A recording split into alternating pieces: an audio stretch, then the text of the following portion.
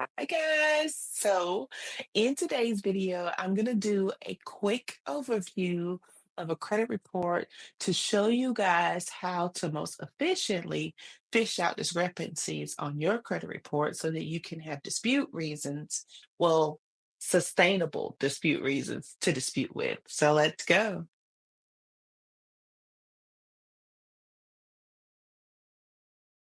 So as y'all know, I am very much partial to smart credit monitoring because they show all three credit bureaus side by side and it shows all 23 fields, including the 2-year payment history. Okay, guys, so I'm going to go ahead and share my screen with you so we can get into the smart credit report.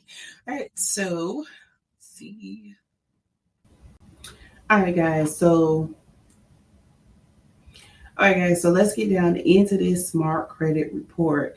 Now, the reason why I love smart credit reporting so much is because we can view all three credit scores and reports on the same page at the same time. So we don't have to have like three different credit monitoring when we're doing credit disputes. Smart credit shows everything. So on to this personal information, guys. Now, I'm a stickler for personal information just because I work with lots of lenders over the years. And I know that even with good credit reports, I've seen clients get hard nosed or in higher interest rates because of personal information reporting on their credit report, making them seem unstable. Like, for instance, oh, and guys, this is a dummy account straight from Smart Credit. So don't think that I'm just showing people's personal information because that's not it. So before you kill me in the comments, I'm not doing it. This is dummy account from Smart Credit.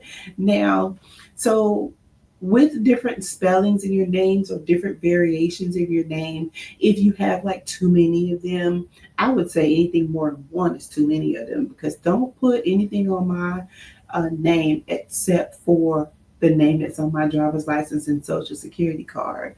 So, but when you have different variations, like here with Equifax, or no, Experian, this can make the lender look at you as if there may be some type of fraudulent activity going on here, because people have changed variations of their names in order to get credit or to apply for credit when they have a bad name. So this can get you a hard no. I've seen it happen, guys.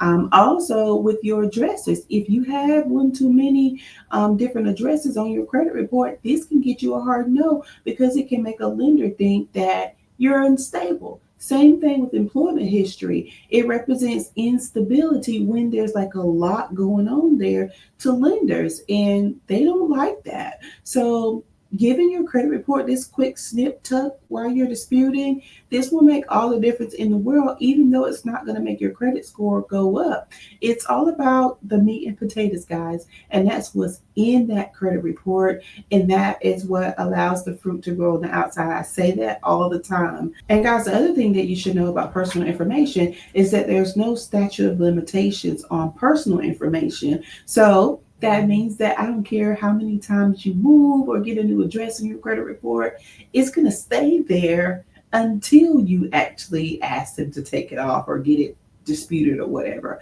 So it could be from the time you started credit all the way up until you pass. So make sure that you do that snip tuck, get that stuff fixed and delete it off your credit report, get it cleaned up so that it looks good. So let's get back into this, guys. So moving on, we'll move down a little bit further to an account that has more negative stuff like this one. Oh, we'll do this one. Yeah, this one's more negative. All right, so in this smart credit report, I love it because it shows 22 fields. And you guys know I'm a stickler for a credit report and strategy. I like my dispute reasons because it's my dispute reasons that gets me the results. So 22 different reasons, I'm all for it because I'm a strategist. So when I say fields, I'm talking about account number, high balance, last verified, date of last activity, all those things, all this stuff, all of ugh, my tongue, Jesus.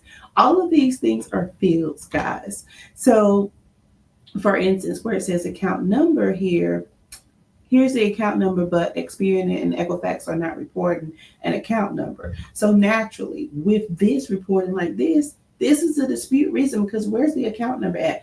Now you have to validate this account because who is this? There's no account number here. The account number is like what a social security number is to my person.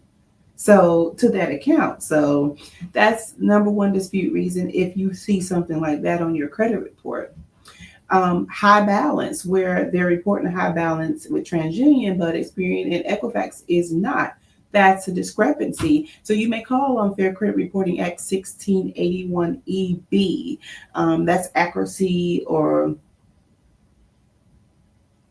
yeah, accuracy requirement. I had a brain freeze. So things like that. Last verified, and you can see this is just one date here that TransUnion is only reporting a date, so that's a discrepancy.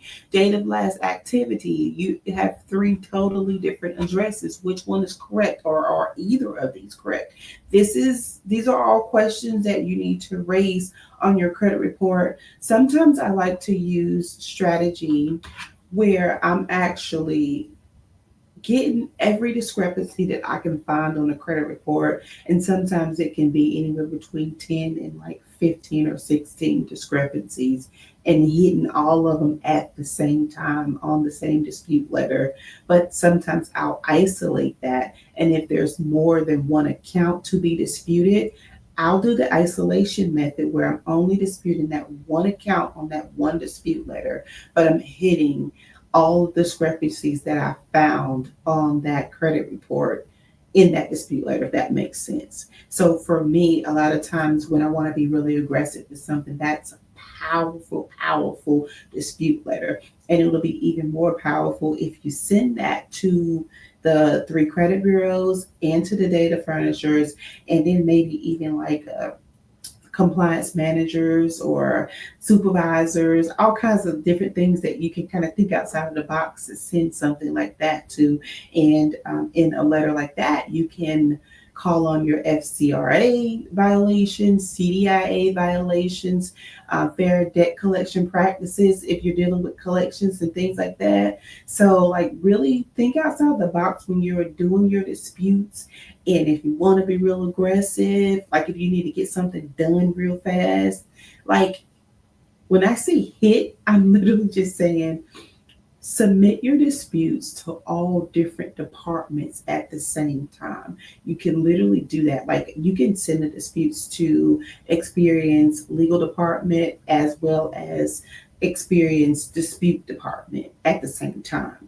Like I do it all the time. So but I'm not exactly here for that. I just want to show you this smart credit report and how it's easy to find discrepancies. So let me get back. All right. So we went over dates. So let's look at here at the account rating where it's saying paid, and then derogatory here with Equifax. This is something that I would dispute only with Equifax, only because I wouldn't want to dispute anything like this with TransUnion and Experian, and then they make a mistake and make it derogatory because we don't want that. So that's just that would be an isolated dispute reason just to Equifax, and you can say something like you can send snippets of your TransUnion or Experian reporting where they're reporting it paid, and say, hey, these guys are reporting it paid. Why are you, doing anything different? So that's, a cool way to dispute. It actually works. So, all right. So let's move on down. Okay, payment status where it says collection/charge off.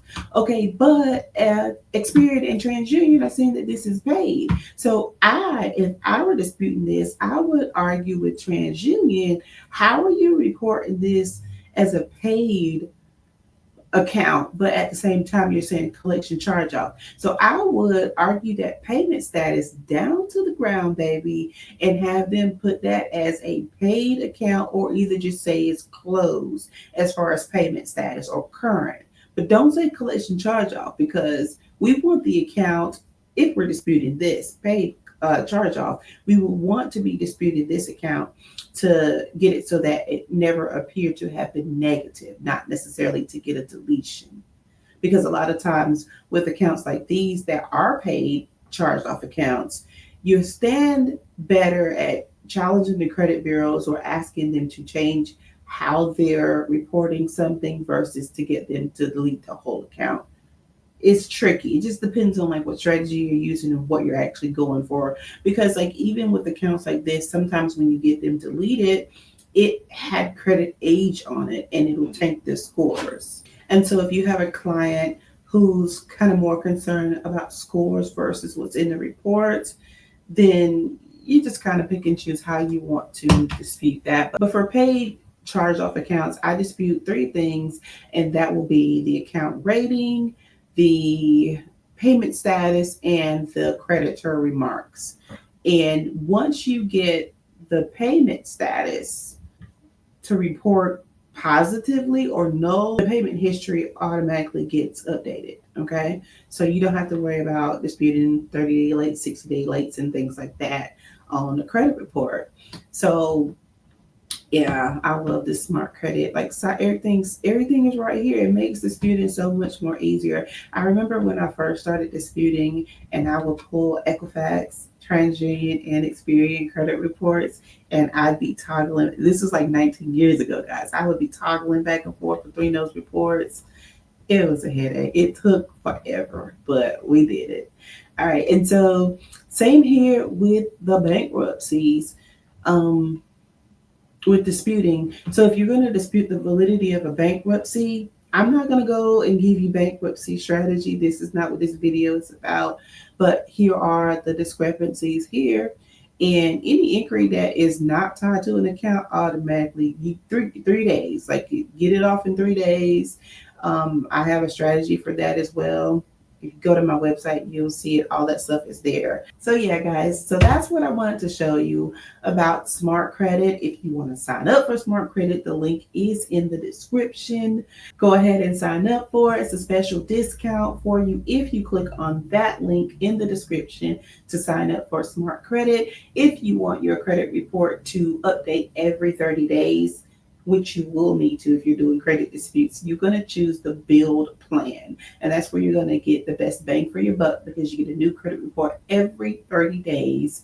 And so there you have it, guys. That is Smart Credit. I recommend Smart Credit. I use Smart Credit.